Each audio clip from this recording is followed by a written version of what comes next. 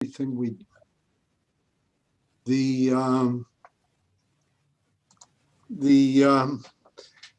district has a culture of fear and intimidation, operational and academic chaos, rampant financial waste.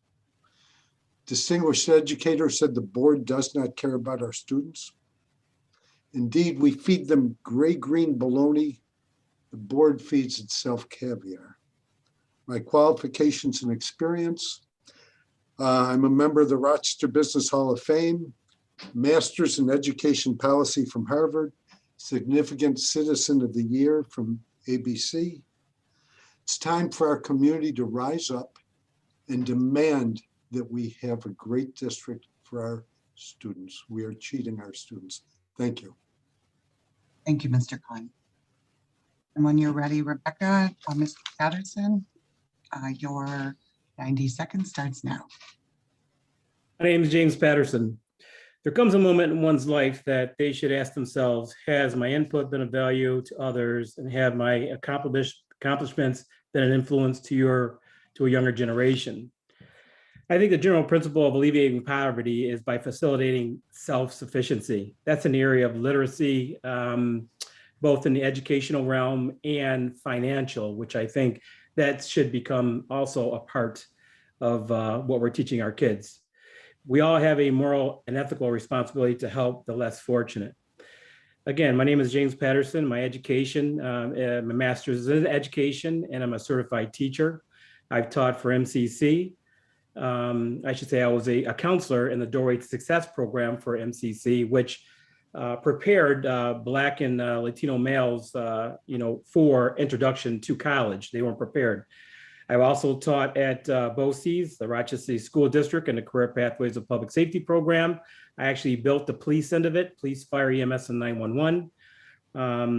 I also taught at Nativity Preparatory Academy, religion. I was an investigator for BOE and Vargas. I did a lot of high-level administrative investigations, so I'm aware of the issues in the central office, both board-related and the administration down, HCI, IT, et cetera. So my time's up. I'm sorry. Thank you, Mr. Patterson. It is. Next up will be Dr. DJ Robinson. When you're ready, Rebecca.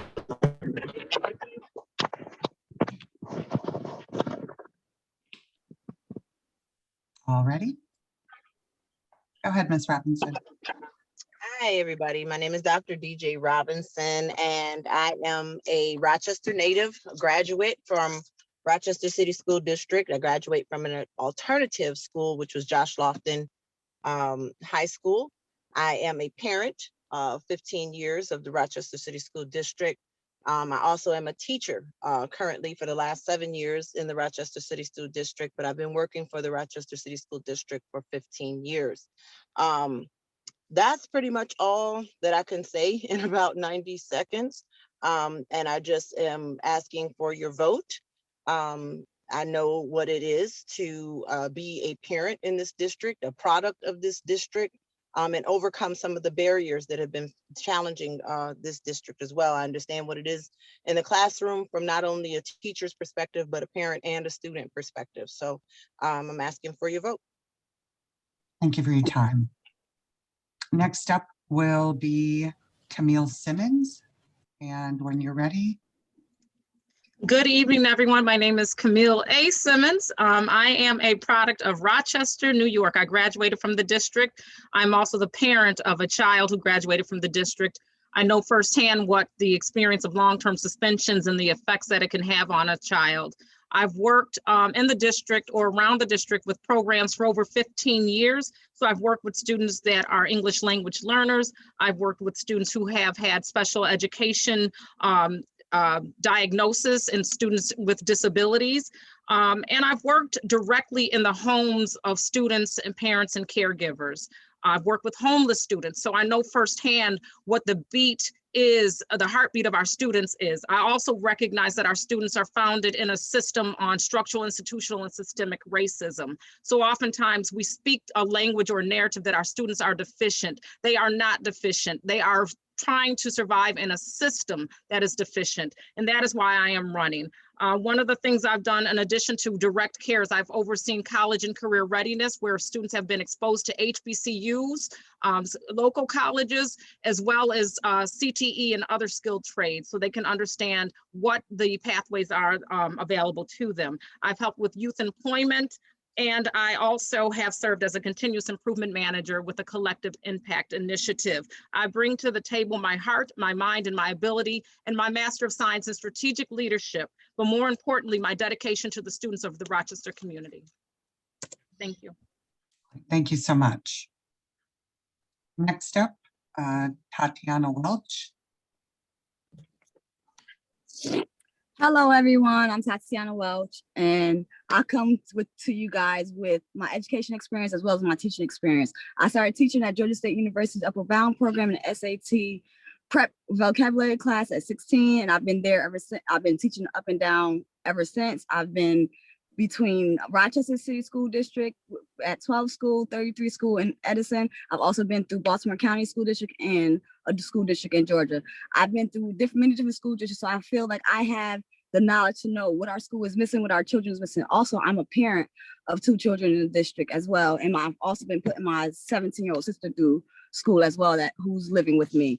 My overall vision for the school district is basically to create an educational system that is beneficial to not just our children, but also our parents. We're educating our children and our parents as well, so they are able to navigate through this classroom with them, as well as helping with homework and helping through the IEP. I have my degrees in English and psychology to where I could benefit and I can help those that need help in performing these skills and getting the right professional development that's needed. So that's me in about 90 minutes. I hope I can get your vote. I'm out there. I have many interviews, many other things of that nature, and let's rock this vote, everyone. Good luck to everyone. Thank you so much, Ms. Welch. Next up is Cleonda Yarde, and your 90 seconds begins now. Good evening, everyone. My name is Cleonda Yarde Florence. I am running alongside my father, Minister Franklin, that's my grandfather, Minister Clifford Florence. We come before you because of our experience. I come with 12 years of teaching experience in the Rochester City School District, but I've also taught in charter schools. So I see the vast difference in the charter school as well as public education. I also see where parents are left out in both places. As we talk about school choice, I think it's very important for parents to understand students with special needs are also deficient in the charter life as well as in the RCSD. So that is another bridge that we have to marry, is looking at how charter schools are negatively impacting students with special needs as well, because that's a conversation that too often we do not have, and it's using public funds. We also want to look at and take a critical look at reading specialists and reading teachers in pre-K to 3rd grade, because study has shown us if our students are not reading and writing at the 3rd grade level, we're setting them up for tremendous failure. I'm excited to bring about the community. The community needs to be brought back to the table. All too often, we talk about it, but they're not really there until it's time for funding. So we need to change that narrative, change the culture, and I believe together we can achieve more. Thank you. Thank you, Ms. Yarde. So I appreciate all of your opening statements. I just want to remind everyone, while I know 90 seconds feels really rushed, if we could just slow down a little bit for our interpreters. I know that's really difficult when you feel you have a short amount of time to respond, but if you could do that, I know that they would appreciate it. So back to what I was trying to get to earlier, which is we'll now begin with round 1 of questions. And Kenyon Binns, our president of the Parent Leadership Advisory Council, will ask 3 questions of the candidates that are randomly chosen, and candidates again will have 90 seconds to answer. All yours, Kenyon. Okay, thanks, Cheryl. The first question, very big for us at Plaque, is what does parent engagement? Well, first we're going to direct it to the specific person, and I can say that name if you'd like. Yes, please. Sorry. I have that already listed. So the first question will go to Camille Simmons, and your question is, Kenyon? Camille, what does parent engagement mean to you? Thank you for that question, Kenyon. Parent engagement to me is beyond just hearing the parent voice. It is about the inclusion of the parent community as well as student. Parent engagement means that we are, specifically when I focus on the parent, it means that we are also inclusive of the caregivers. So we know that parents look differently than what we might have seen years ago. Parents, so we want to make sure that we are accommodating the culture of parents today. Parent engagement means that we are finding out what the needs of the parents are, and that the parents they are engaged in a way that they have a seat at the table, where they are included in the decision-making practices that are taking place. So it's not just going to a parent and surveying them to death. It's not asking them their opinion after we figured out what we want to do, but including them in the here and now when we are making decisions. That is the important part of parent engagement. It means that we are holding space for parents in a time frame in which we understand they are available to have that space. It also means that we are measuring ourselves and holding ourselves accountable to what that engagement looks like when we're talking about parent engagement. So that is just some of how I see parent engagement.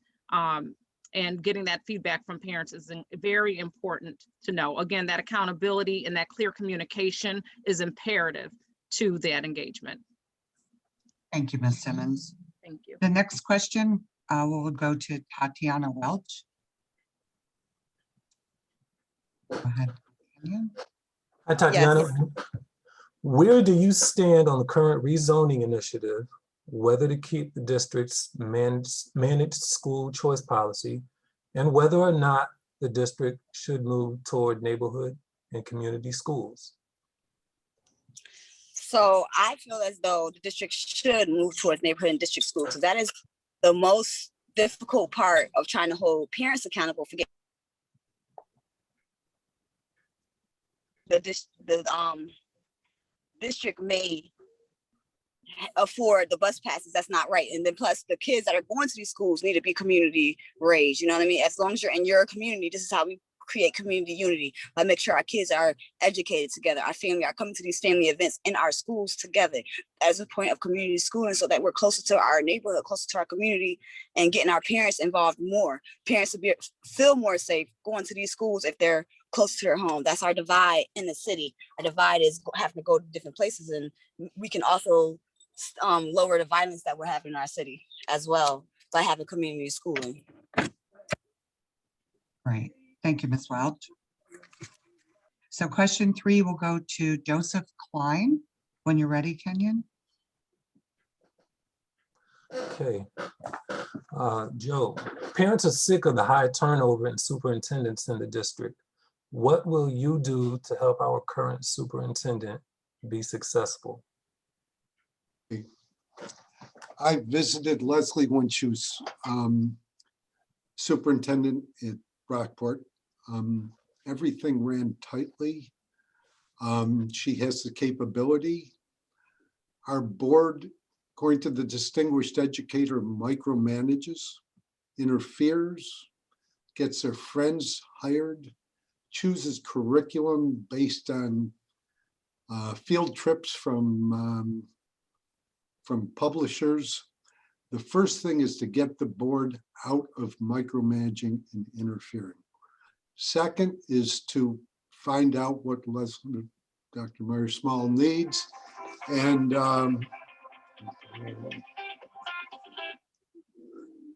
find out what our superintendent needs, remove every impediment and roadblock in her way. We also, both the superintendent and Dr. Jallo are saying we're vastly overstaffed, and the board refuses to deal with that. Anytime you're overstaffed, it leads to the culture of fear and intimidation, which the distinguished educator talked about. So the hard decisions that have to be made to support our superintendent, I will be pushing the board and activating the community to get involved, to push the board to make these decisions. Thank you, Mr. Klein. Thanks. So on behalf of CPAC, I will ask 3 questions of the candidates randomly chosen. And again, candidates will have 90 seconds to answer. The question one will be to Dr. Robinson. And Rebecca, when you're ready. Want to ask the question first? Sure. If a parent approached you with a special education concern and stated that he or she felt that this was a systemic problem, what would you do?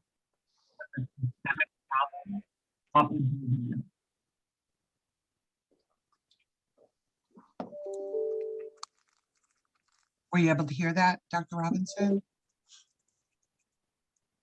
Yeah, I'm just writing it down. It's been a long day. I'm actually doing grades for my third graders. I'm in the middle of wrapping up the end of the year. So it's been a long day.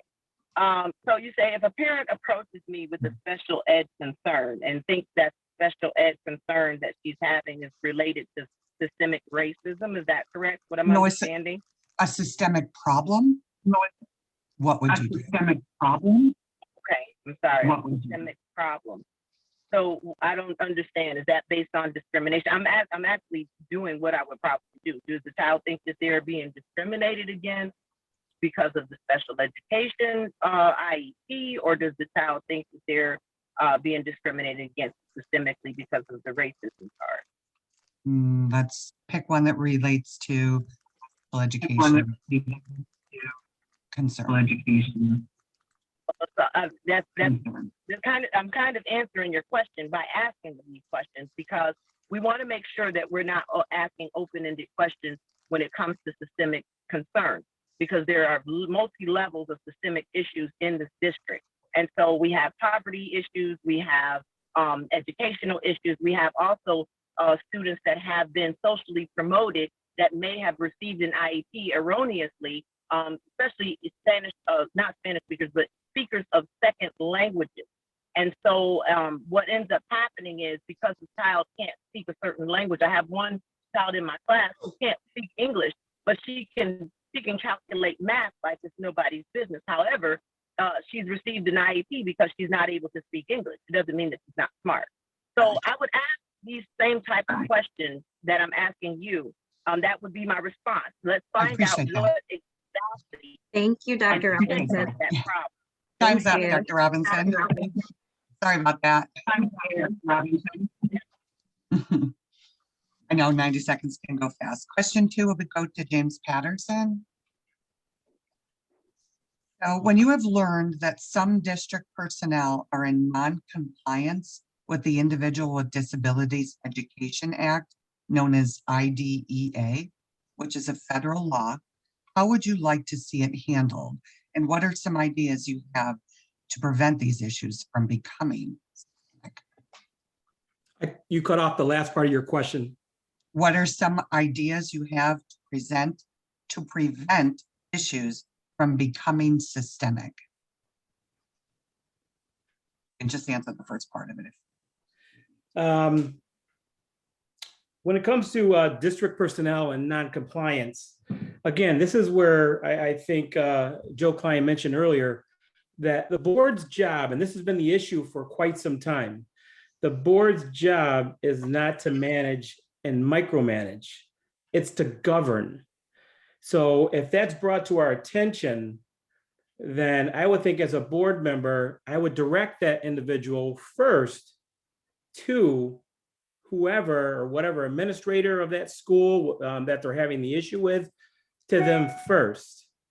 And then if they don't have that, if they're not happy with the result of that conversation, then you take it to the next level, whether that's a district chief, a deputy chief that's, you know, in the in central office, or up to the superintendent.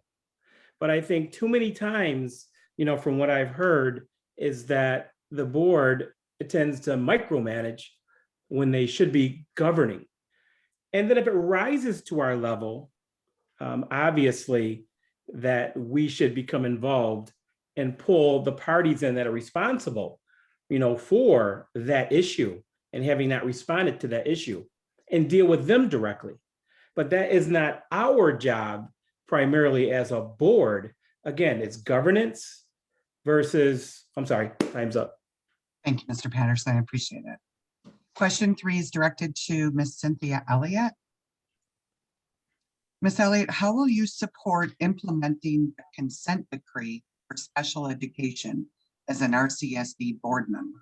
And please be specific. Well, we will basically implement what the consent decree says through policy development, and to ensure that we're providing oversight to make sure that every part of the consent decree is being operationalized. Just last night, if you were listening to the committee meeting last night, I said to the superintendent, and it may have been an executive session, I'm not sure, but I said to the superintendent, because I was reviewing again the Travion Rowe document, that we have to look at where we are now with that, with the recommendations that were made by the state education department. So just last night, I said to the superintendent, we have to go back and review the findings of the Travion Rowe document to ensure that we have those systems in place that they have recommended. So in part, that's one of the things that we would do in order to ensure that we are operationalizing the consent decree. Thank you. Angelica Perez Delgado from the Bilingual Education Council will now ask 3 questions of the candidates that are randomly chosen. Candidates again will have 90 seconds to answer. And the first question will be going to Clifford Florence. When you're ready, Angelica. Yep, ready. So Minister Florence, from your knowledge and perspective, what are the current challenges with multilingual language education?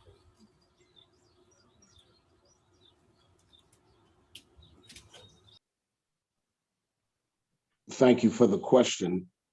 I think it's important, one, that we have the staff and personnel that can support the multiple levels of education that we need for second language speakers, not only in Spanish, but in any language that interacts with our district. We don't have the complete technology nor the personnel married together to serve our students, and this is a travesty.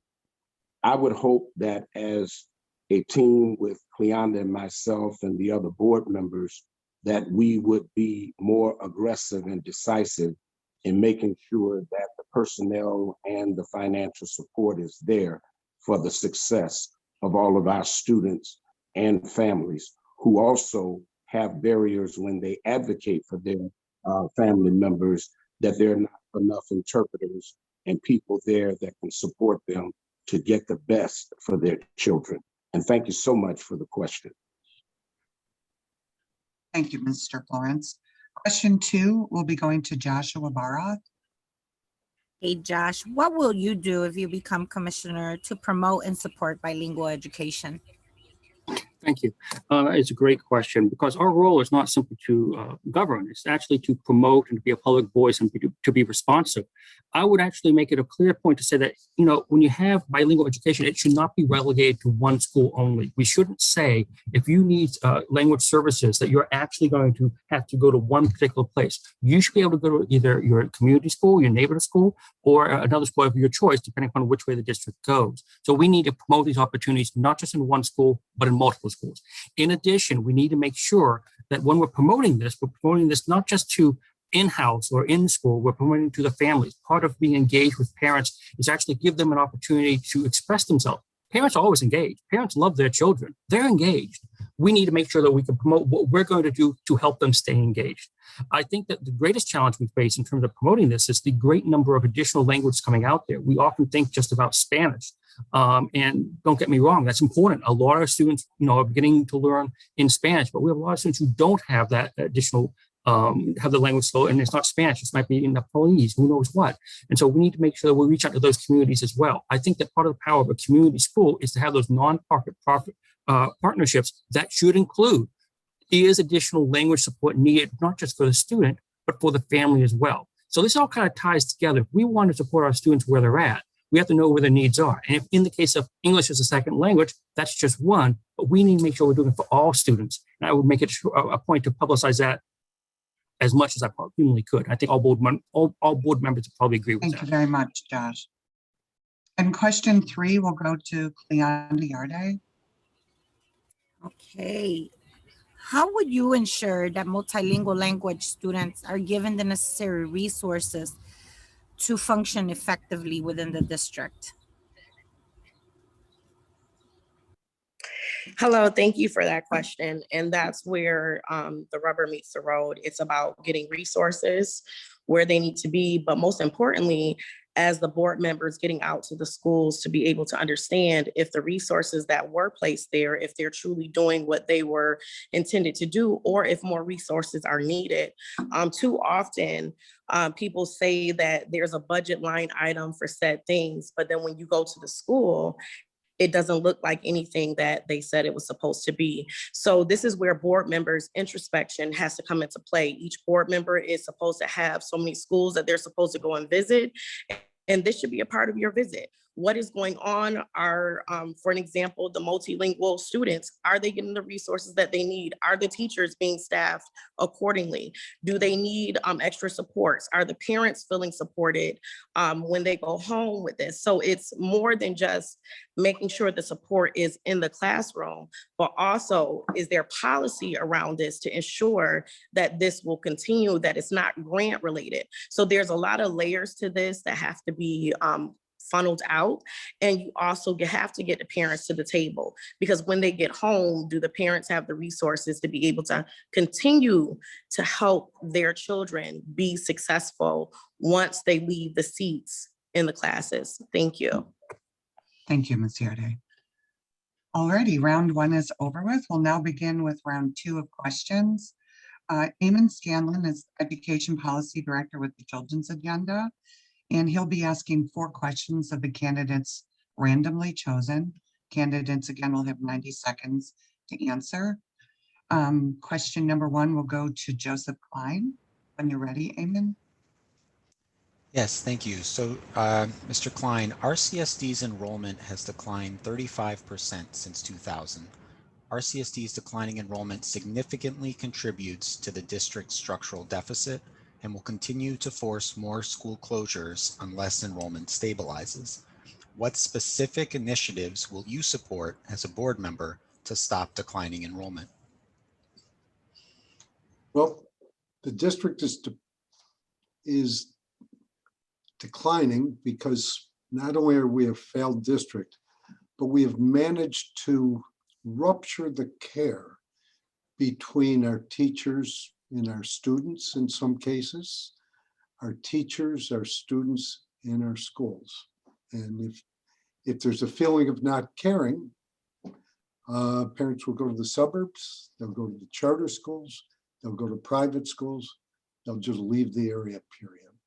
So what would I do? You've got to fix the district. You cannot fix the district with a board that has been described by the distinguished educator as the board's broken. It appears to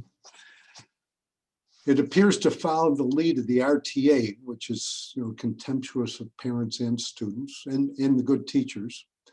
You've got to stop paying the board, get a good board in.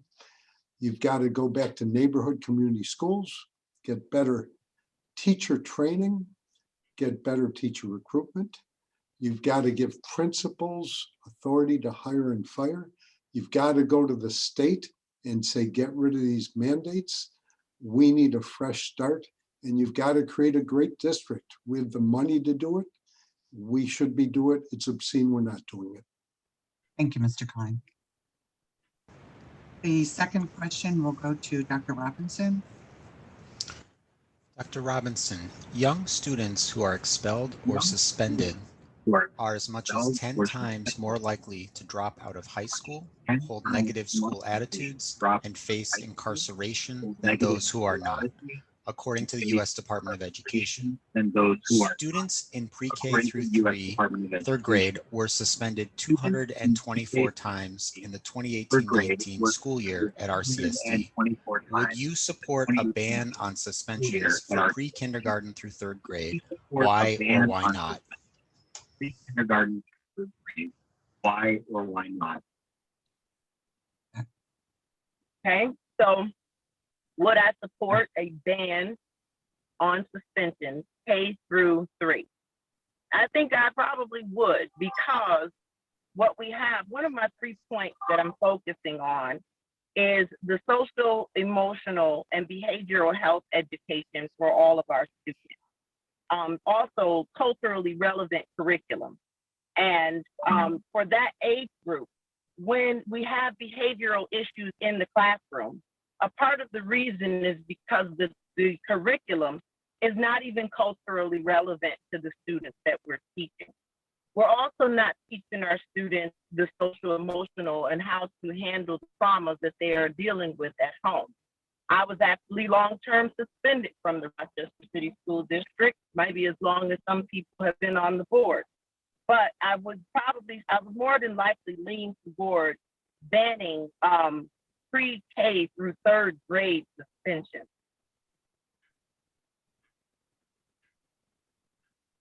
That's it. Great, thank you so much, Dr. Robinson. It's not, why would you do that? Thank you so much, Dr. Robinson. Thank you. Thank you.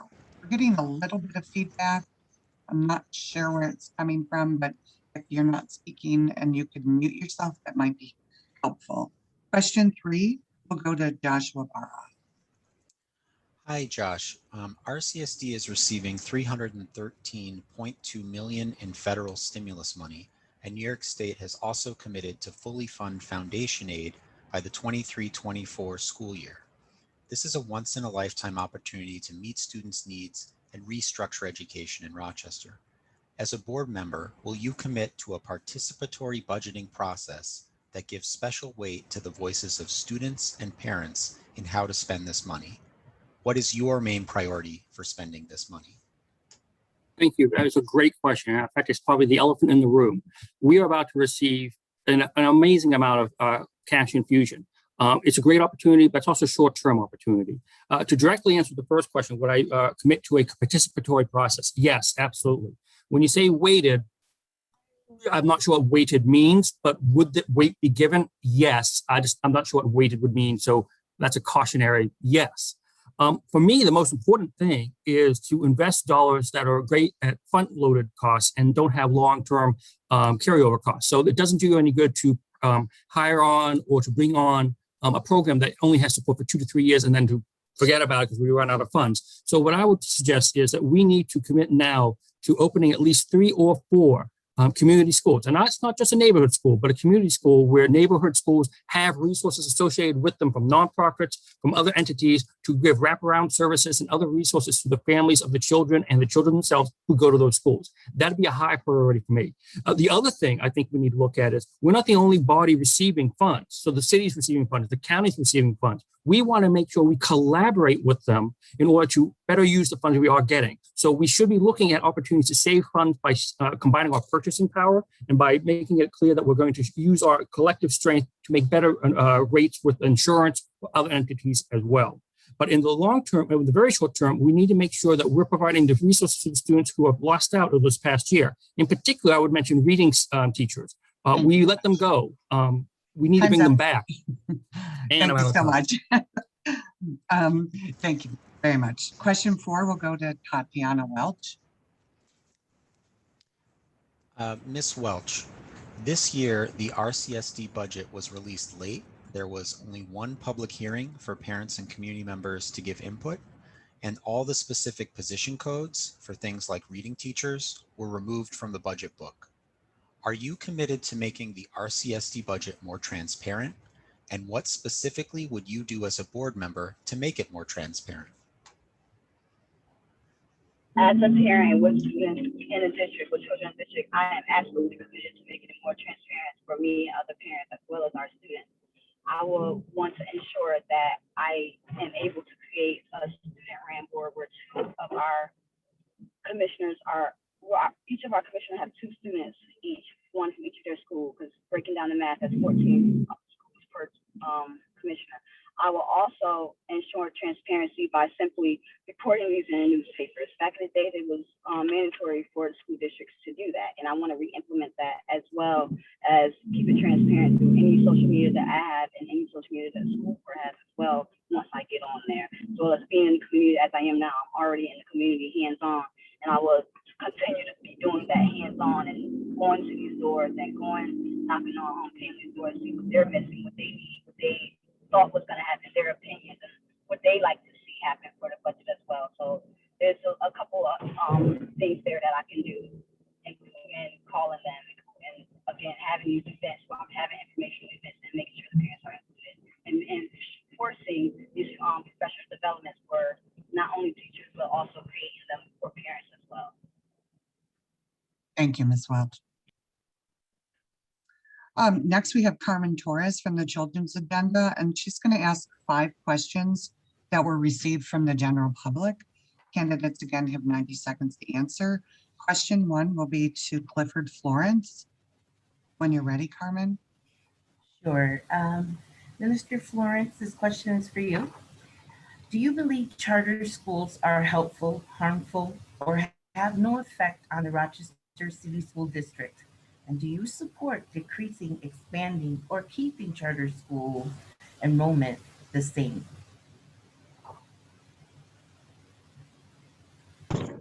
Thank you so much for that question. Parents most definitely should have choices, and charter schools are choices that parents can exercise, but that does not take the focus off of where my concern and other board members should be, and that is producing the best students in the Rochester City School District. One of the things that I would like to say specifically about our plan, Cleonda's and myself, is really to organize the community to help us support accountability and equity and quality education for all of our students. And that's really the job of the 7 people who are elected by the public constituency to make sure that we ensure a great educational experience from K to 12 for all of our children and prepare them for life, for college, and for skilled trades, or whatever their dreams in music or art may be. So I think our focus has to be improving the product for all of our children, and I'd like to be a part of that. But I'd like to close by saying that these can be personal questions to me, but remember, it takes 4 people to make a decision on the Board of Education. You must mark down the 4 people who vote for every policy, and then see who follows along out of the other number of board members. But remember, public, 4 people make the decision for the whole board. Thank you. Appreciate that. Question number 2 will go to James Patterson. Hey, Mr. Patterson, how are you? Fine, and yourself? Good, thank you. What do you think is the biggest issue in the Rochester City School District, and how would you suggest fixing it? Well, the biggest issue always starts at the top. Again, having a background in law enforcement, working for a paramilitary type organization, being the New York State Police, it always starts at the top. And you know, my thought is that with the new individuals coming on, you have new thoughts and new ideas on how to do things. When we talk about or discuss this, the board, the present board, all you have to do is read Dr. Aquino's report.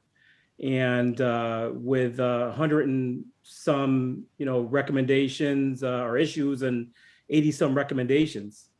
So it's not anything that I'm saying. It's not that I'm bad mouthing or gossiping. This is a factual report that's out there that I've read in depth with these issues. And again, it starts right at the top and it bleeds down from there.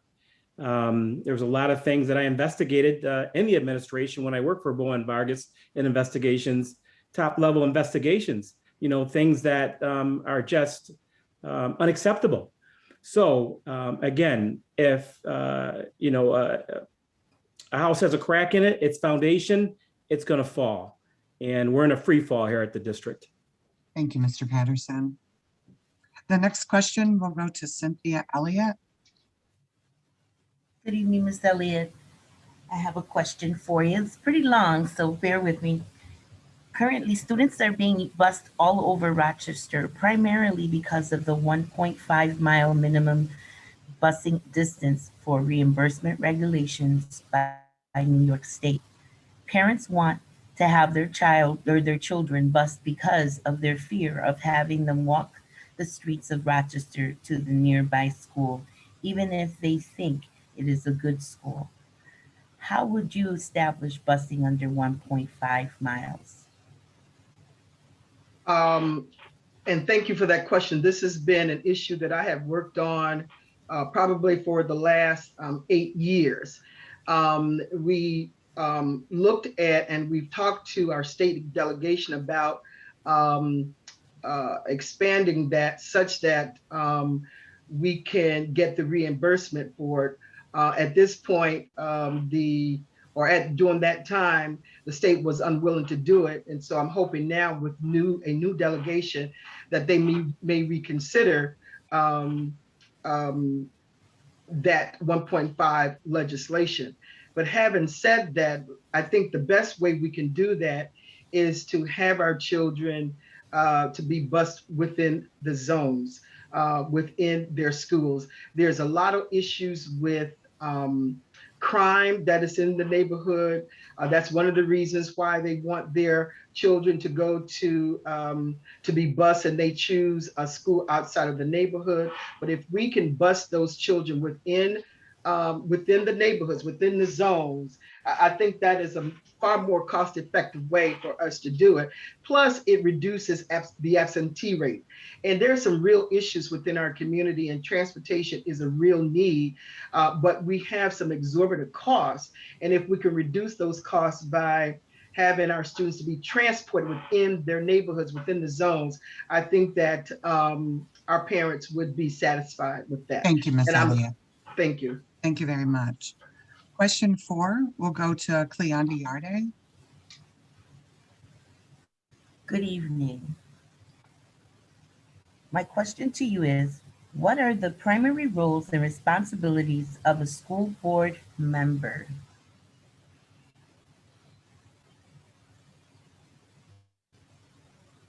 I believe the primary roles and responsibility of a school board member are as follows: to create policy that will be impactful in the classroom as well as in our community. Another role of the school board is to go out to the schools. And I think that's one of the biggest things that has been missing in the board. Like a teacher, we have a Danielson's rubric that when people come and observe our classes that they have to fill out. I think that the board needs to have something tangible that shows what they do when they go visit schools, how often they're supposed to go visit schools, how many stakeholders they talk to within the schools, from parents to students to teachers to down to the custodian and the secretary. Because in order to make effective change making policy, you have to have your boots to the ground, and you have to create community conversations that will also impact your decision making process. Also, I believe that the board is supposed to be knowledgeable of how spending is being done, especially when it comes to our primary reading teachers. We are losing too many kids in the seats and in the streets because they're not reading. We also are responsible for creating multiple pathways to success through graduation. We need to create more vocational studies for students who learn differently. Thank you so very much. And remember, we need our parents at the table. Thank you, Ms. Yarde. Question 5 will go to Camille Simmons. Hello, Ms. Simmons. Got a question for you. How will you increase the number of teachers of color at Rochester City School District, and what will you do to improve teacher quality overall? Thank you for that question, Carmen.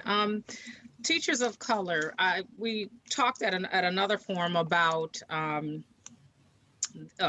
past a practice of advocating to get teachers from HBCUs. That is one piece that I think is a pliable opportunity here. I also believe that we can create student pipelines, identifying students and exposing students to the field of teaching as a career and why that may work for them. We also have local college students that we can look at and try to identify students of color. Another piece that I think is important is to look at what we currently have in the schools. So when we look at, for example, our bilingual staff, we have about 64 bilingual staff members that are currently serving as substitute teachers because they lack this teacher certification. What are the career pathways that we are promoting within the district to give those teachers the opportunity to potentially become full-time teachers in the city school district? How are we helping to support that certification piece? How are we looking at our TAs and paraprofessionals who are often educators of color and promoting educational pathways there? And there was a second part to your question, Carmen. I believe we're out of time now for that. Okay. Sorry about that, Ms. Simmons. Thank you so much. So just a quick reminder, if you can slow down a little bit for our interpreters. And Carmen, should we be checking in with our interpreters, or is everyone doing okay? I think we're doing good. I just spoke to Eamon not too long ago. We're doing fine. Great. So we're going to now begin round 3, which is our final round of questions. Again, Kenyon Binns from PLAC asked 3 questions of the candidates randomly chosen, and you'll have 90 seconds to answer. Question 1 will be going to Dr. Robinson.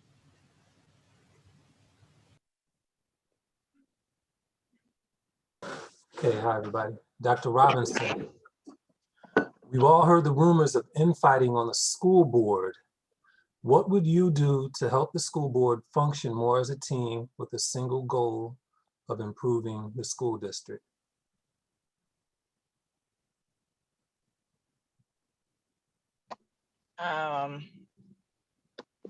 I don't infight. So it's just easy. I don't infight. We have to lead by example. And once again, remember what our jobs are, not to micromanage the schools or micromanage each other. That's what leads to infighting. I see the same thing. It's almost like my kids, my students, they talk over each other and then they say, oh, she said this to me, and they're so emotional. And I tell them to stay focused on their curriculum. And if you do your job and what you're supposed to do, then you won't have to worry about what the student next to you is doing. If she does her job and does what she's supposed to do, all of us can learn. I think I bring that same attitude or that same type of behavioral model to any board that I serve on, is that if we already have set out what we're supposed to do and everyone does their job and does what they're supposed to do in their lane, we can all drive together and get to the end goal at the end of the day. Thank you, Dr. Robinson. The next question will go to Josh Barra. Hi, Josh. How will you move the district to be more accessible to parents in the work of creating equitable schools across the district? I think one of the most important things we need to do is to recognize that, parents are engaged. They want their students to succeed. Their students can succeed, and we have the tools to help them do that. What we need to do is to make sure that parents who have other obligations can attend meetings either in person or, as we've learned in the past year, by Zoom, at meetings that are supposed to be at for their students' educational advancement. So I think we need to make sure that we think about giving parents not just the opportunity to be there, but the time and the information they need to actually make informed choices. We've known through the IEP planning process that getting full attendance there was some sort of challenge. What was going on? Well, with the pandemic, we've learned that 97% of the parents have shown up. Parents are not the problem. They can come. They want to come. It's whether or not they have the ability. Do we grant that? Do we work with them? Do all meetings have to occur during the workday? Can we not have some sort of set time after hours for parents who have a job? We can. So we need to talk about this, not just in terms of individuals or individual schools, but as a matter of policy. When we put together, what is our plan for having parent-teacher conferences? How will we do this? How can we make sure that everyone can be involved? How do we check if they're involved? These are policies and follow-up on policies. And I think that's something that we as a school board have the opportunity to do. We give the superintendent the marching orders. The superintendent does the marching orders, and then we follow up after the fact saying, what happened? What did you do? And did it work? And we need to do this, not just at the end of the year, but throughout the year. So I think that's something that we need to do in terms of setting policy. Thank you, And I hope George. that answered your question. Thank you. Question 3 will go to Camille Simmons. Hi, Camille. Hi. What, in your opinion, does the school board need to focus on in order for trust to be regained by the parents and the community in the city? For trust to be regained by the community, the parents, the city, the students, that's what the school board has to focus on first, which is the priority of the school board, the students first, and making sure that not only in what we say, but what we do to practice that collective voice. And so that is through, and we have to hold ourselves accountable by having measurable outcomes. So how are we practicing it? What are we holding ourselves accountable to? And what is the community saying about our performance on that? So we need to be prepared for that particular feedback. You asked me, repeat that question one more time. Sure, I'll repeat the whole thing. What, in your opinion, does the school board need to focus on in order for trust to be regained by the parents and the community in our city? Thank you so much for that. Also, the fiscal responsibility that has gone, the fact that the funding and the dollars have gone away, we really have to focus on the fiscal responsibility and our student achievement. We have to make sure that our scholars are coming out prepared for not only to graduate, but coming out prepared for the community in which they are going to live. So when we as a community begin to see our students come out thriving and surviving, we will then rebuild confidence in the school system in which they are attending. But right now, we are producing graduates who are not persisting in college. We have a 3rd grade literacy rate that is very, very low. So we need to start increasing our student achievement, looking at our fiscal responsibility, and really practicing parent engagement. Thank you, Ms. Simmons. Thank you. Thank you. And thank you, Kenyon. So on behalf of CPAC, I will ask 3 questions of the candidates randomly chosen. You'll have 90 seconds to answer as well. And the first question will go to Clifford Florence. Minister Florence, besides attending a school board meeting, what can or will you do as a Board of Education Commissioner to hear parent concerns? Thank you very much for that question. One thing that I would definitely like to change is the 2-minute rule for parents to speak.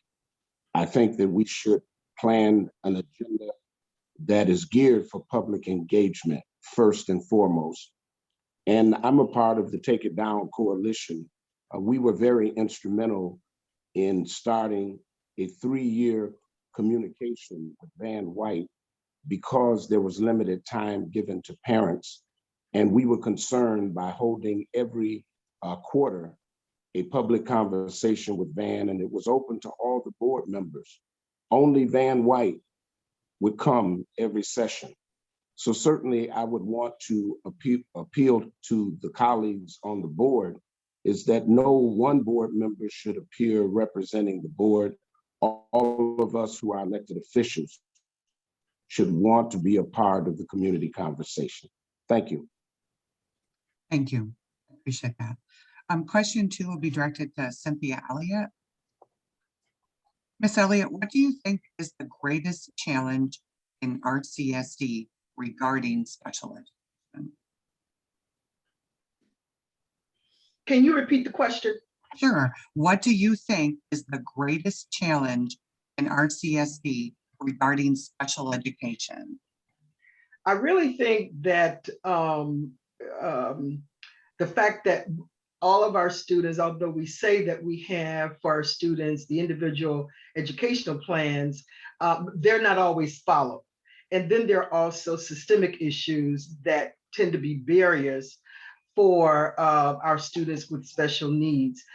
We need to have, there needs to be accountability to ensure that the documentation is correct within their IEP documentation, and that we need to adhere what is in that IEP. Let me just also say that I think every student in the district is special and is deserving of special education. And I also believe that every student in the district needs an IEP, meaning an academic plan that we know what they're going to be doing from the first grade, what are the needs are, and moving on to graduation. But this is special education for those students that have, various learning needs. And so we have to ensure that we're documenting the needs, following the plan, and ensuring that the systems that we have to follow align with what those academic needs are for our special education students. Thank you. Thank you, Ms. Elliott. Question 3 will go to Joseph Klein. Mr. Klein, what is your experience with inclusion for children with disabilities, and what do you think it means for students to be supported in the least restrictive environment? Well, our district is failing at special ed. The least restrictive environment, and I've seen this in schools, the kids are mainly in the class, get pulled out. What we're doing now is we have kids who are totally out of control. Not many, but in Syracuse, we have the Beard School, trauma-informed school, where K through 12 kids go deal with their trauma first, and then the education, get them ready to come back. The presence of these kids is destabilizing every kid who struggles. Classes have kids who should be in a really separate environment that would allow more kids who are not in a Beard-like school to have be in the same class. A lot of times you have 2 teachers. One of them has a few kids who they take care of while helping out. That's a great model and allows kids to be in the class. Thank you, Mr. Klein. Next will be Angelica Perez Delgado from Bilingual Education Council. She'll ask 3 questions of the candidates randomly chosen. Candidates have 90 seconds again to answer. And the first question will be directed to Tatiana Welch. Are you ready, Angelica?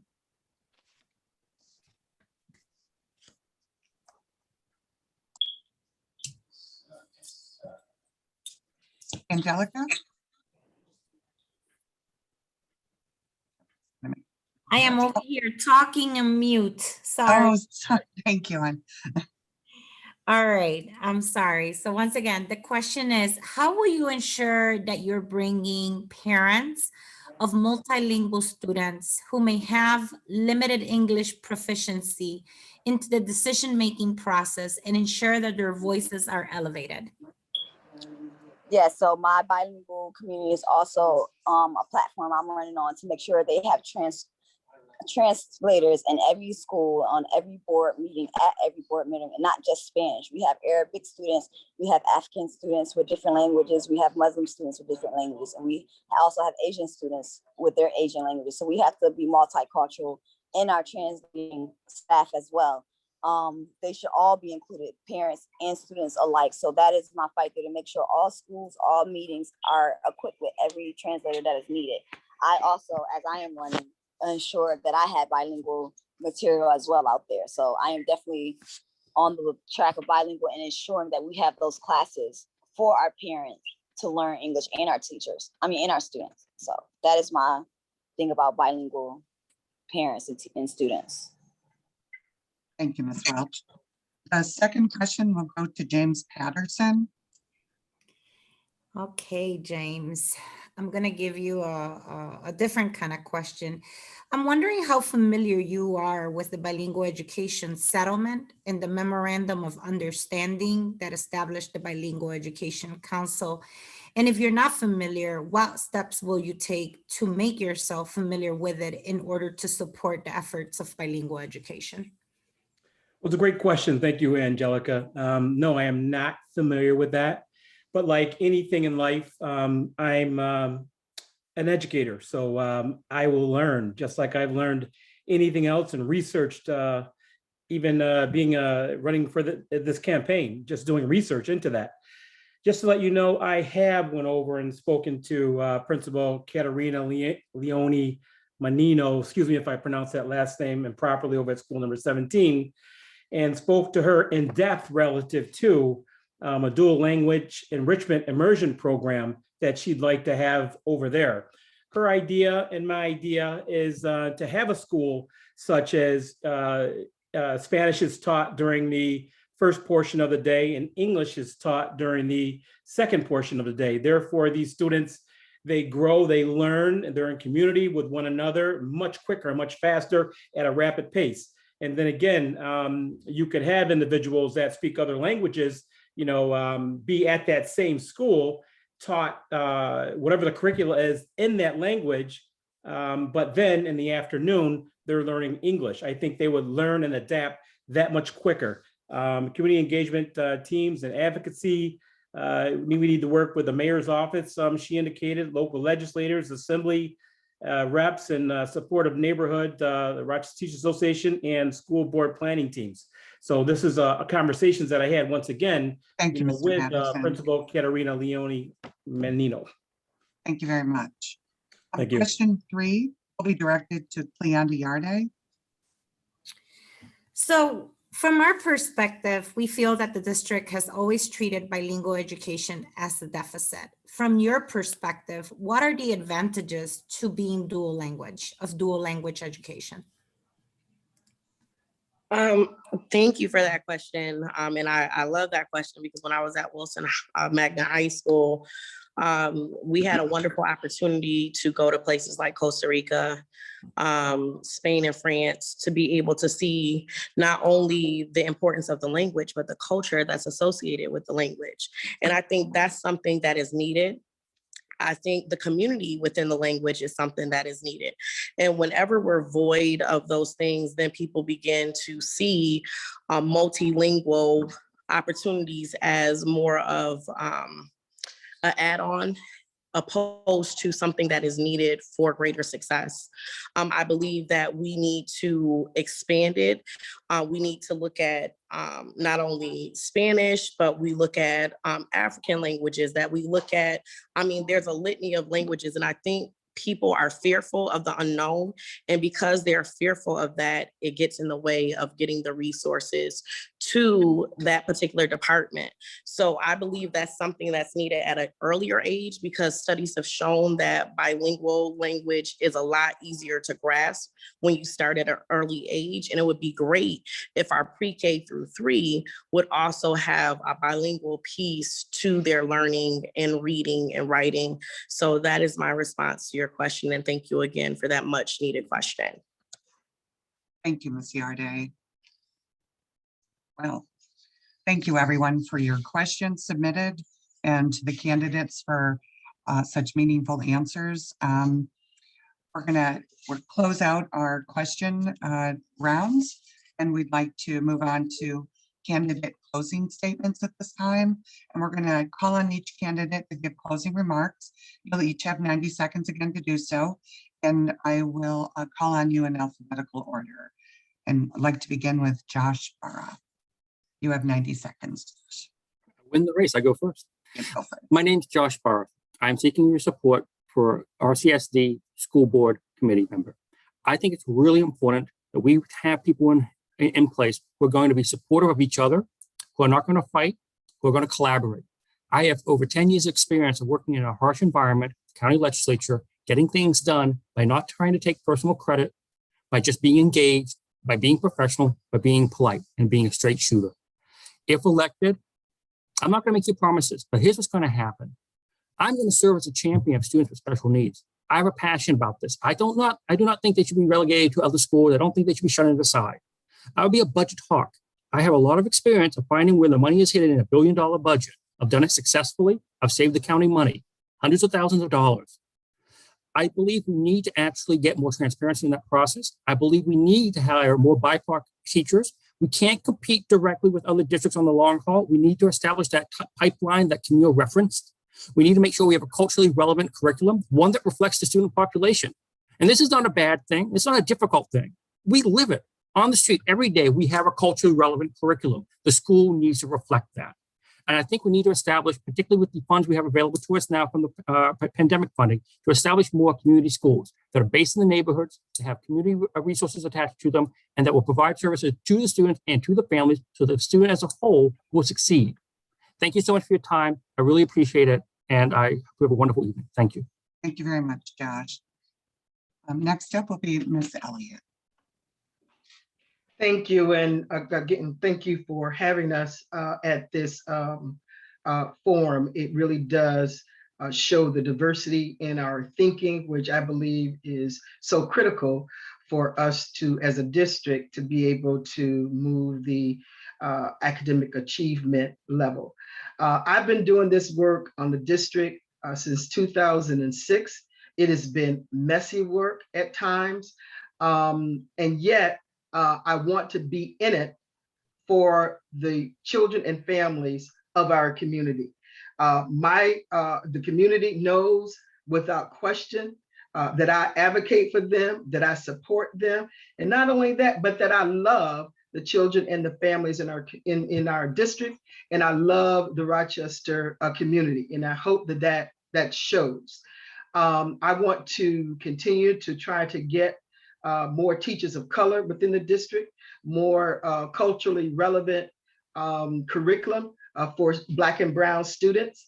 And I want to be able to ensure that we have negotiated union contracts that not only meet the needs of our union participants, but also the Rochester City School District. And so I take it as a great honor if the people of this community return me to the Rochester City School District, and they know that I speak truth to power, and I want to continue to do that. Thank you. Ms. Elliott. Thank you so much. Next up, Minister Florence.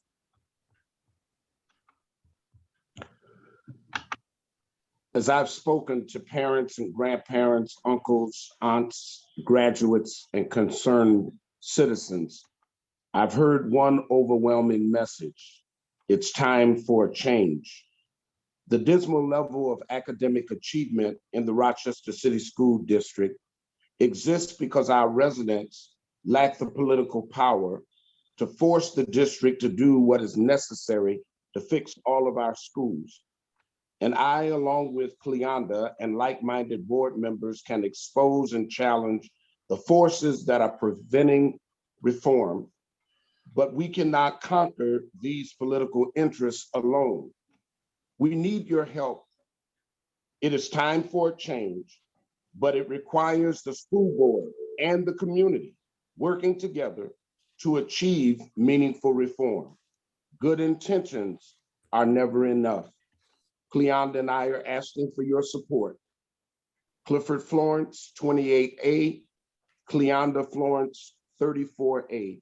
We're asking for your vote, and we're asking for your support. And again, I want to thank this fine team for inviting us to be with you tonight.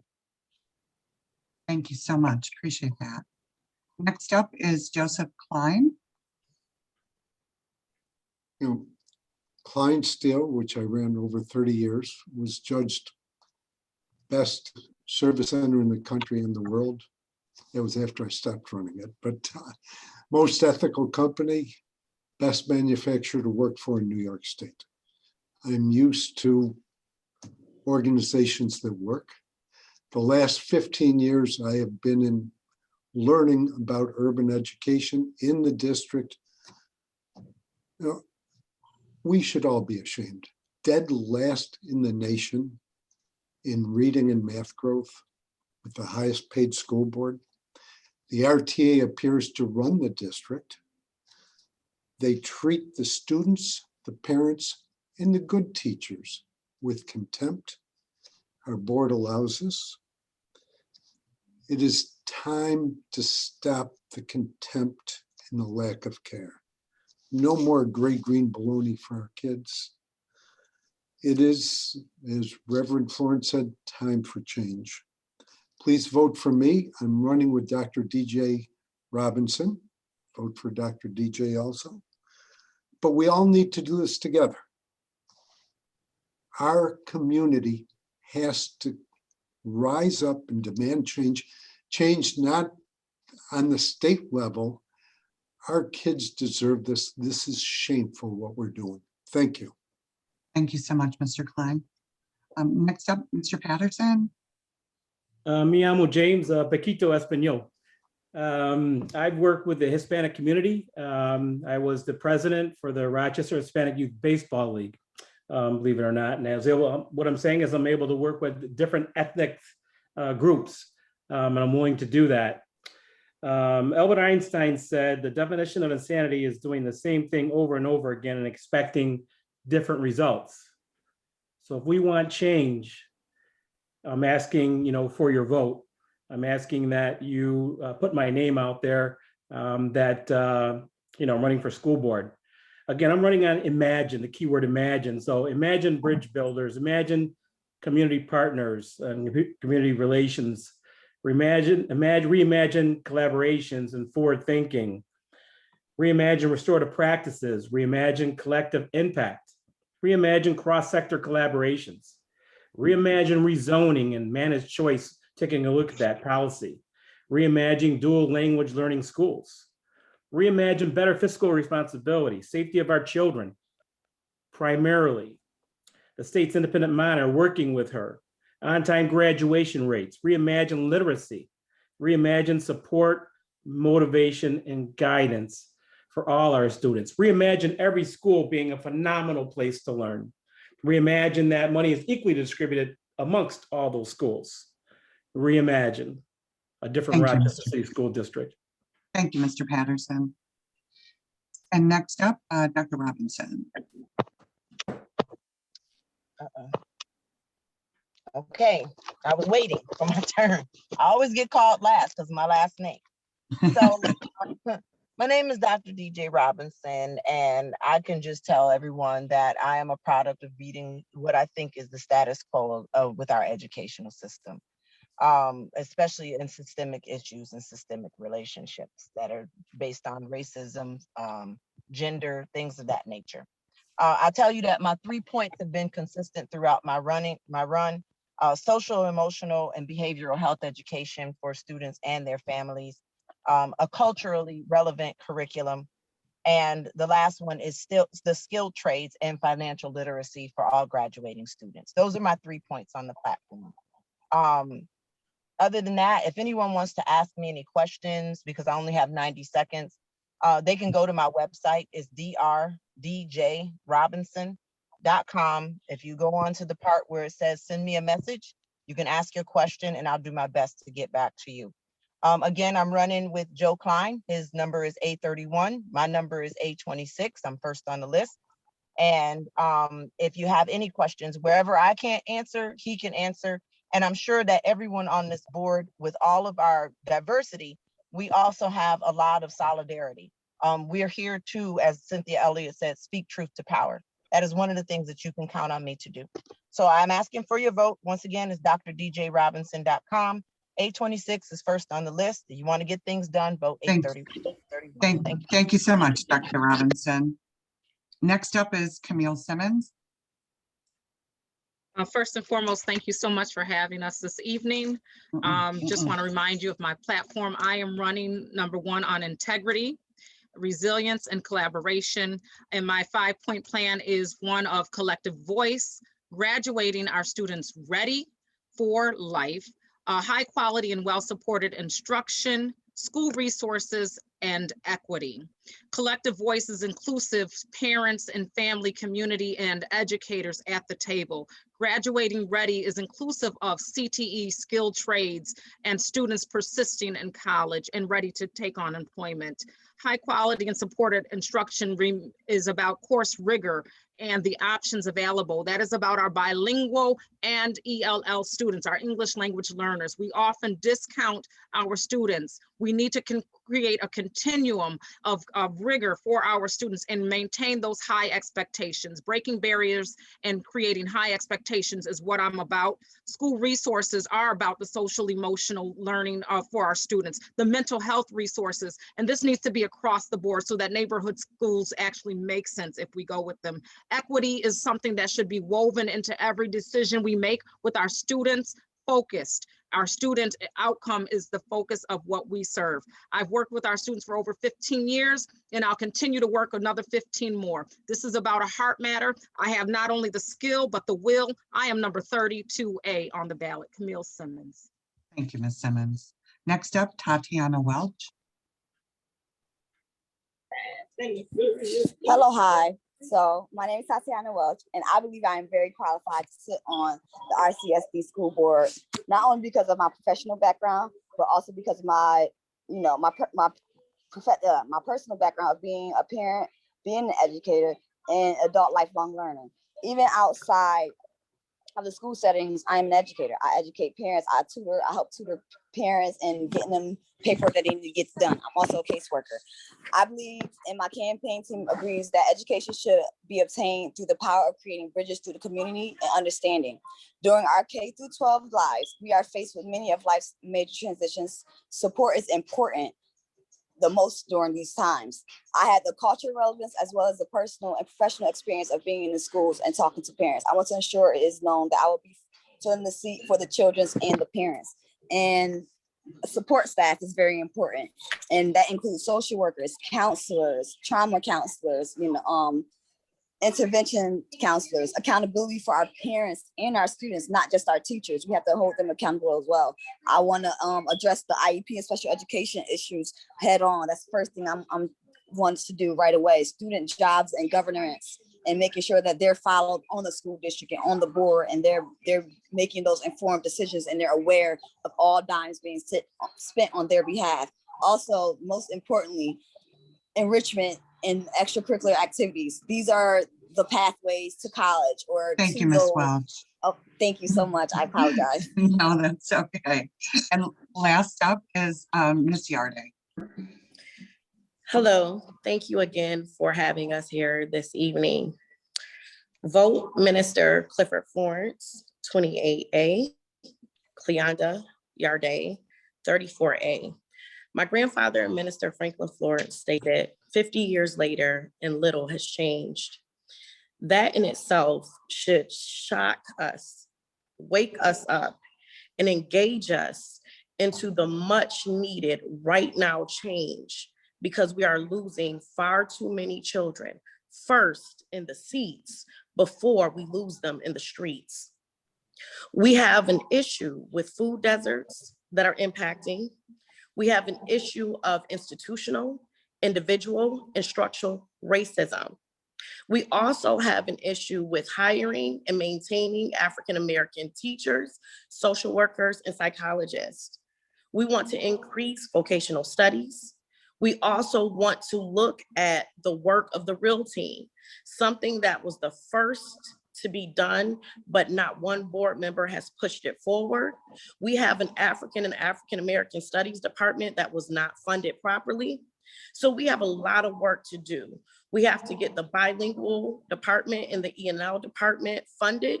We have to get our community schools back where they need to be, pre-K through 3, get to reading, writing, and articulating themselves. Thank you. Thank you, Ms. Yarday. Appreciate it. So my closing remarks tonight, I just want to thank each of the candidates for your time this evening. To our parents and our community members, we hope that this information has been informative and valuable to each of you. As a reminder, if you have a question, please click on the Q&A function of the webinar to do so. Please be sure to leave your email address so that we are able to facilitate your question to the candidates. But also, as I see, candidates are putting their contact information in the chat directly in order for you to find them. As a final reminder, the primary is June 22nd. and it's open to all folks registered as Democrats or with Working Families Party. Please also note that early voting will begin on June 12th. Please get out and vote. And on behalf of RCSD's 3 parent groups, the Parent Leadership Advisory Council, the Special Education Parent Advisory Council, Bilingual Education Council, and our partners and friends with the Children's Agenda and IBERO American Action League, we thank you all for participating in this candidate forum, and we hope you have a wonderful evening. Thank you, everyone.